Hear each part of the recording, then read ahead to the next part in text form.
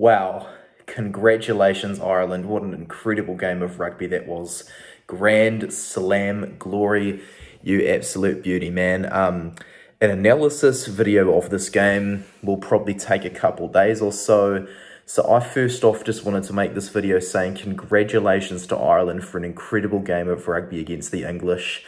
A well-deserved send-off for the likes of Johnny Sexton, Bundy Aki, Connor Murray, Rob Herring, so many greats of their game, Cian Healy.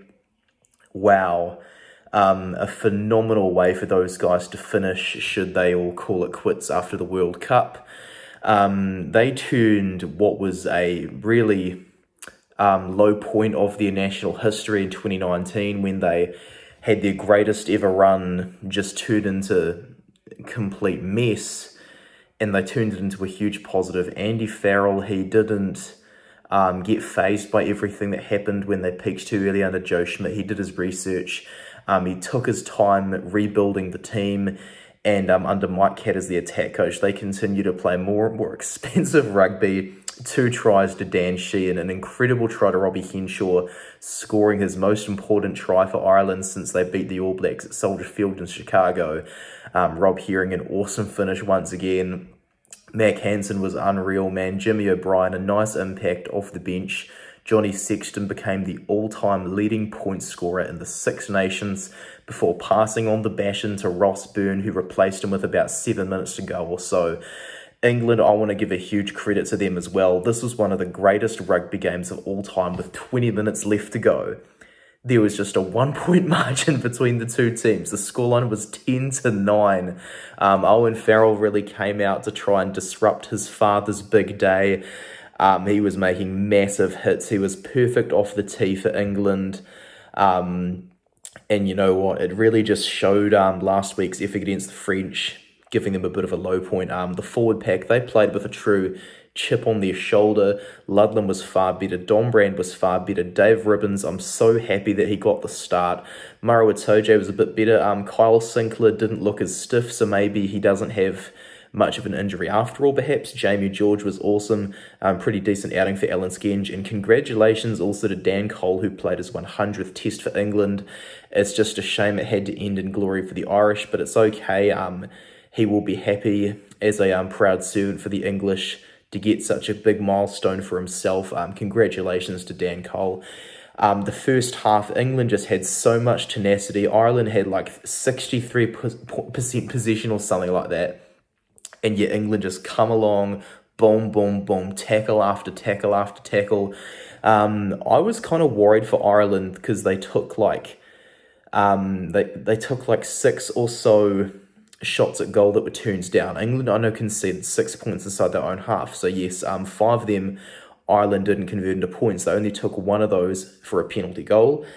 So they are indeed human, but overall, the fact that they were given such a tight first half where they were visibly rattled and they were able to come back from it, it just showed to me some true mental fortitude to just come out guns blazing after half-time, do a far better job than they did in the first half. It was a true thriller that anybody that's a fan of rugby would have absolutely loved.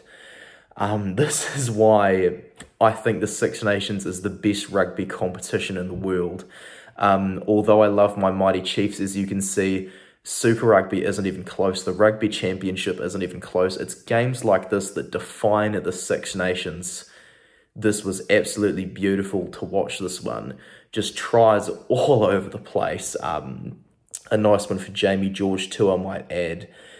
Steve Borthwick, he needs to instill a bit of discipline into England, as that was, I think, the difference between the two teams.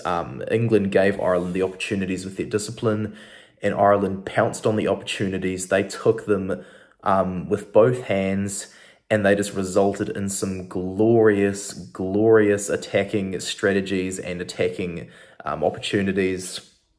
And wow, what a beautiful game it was. I will have an analysis video in about 2 days or so where I'm going to cover how everything happened, footage clip by footage clip, frame by frame. And just overall, I want to say a massive congratulations to Ireland. I was gutted that I had COVID and couldn't make a video on their Scotland game, but this here, I want to give it as much of my time as possible. So that's why I'm uploading this video now, just to give my raw thoughts on the match. I will try to get my France versus Wales one out of the way today. I'll try to get that one done first, so I can spend all the time in the world and just taking my time explaining one of the greatest rugby games of all time, where Ireland won the 14th Grand Slam in their history to farewell some of their greatest players of all time, including their marvellous Captain Fantastic, Jonathan Sexton. Thank you very much for watching this video, guys. Just make sure you subscribe to my channel for when the analysis of the game is out. And make sure to support me over on Instagram or over on Twitter if you use those platforms. And if you can join me on Patreon as well. Thank you so much for watching, and I'll see you next time. Cheers, team.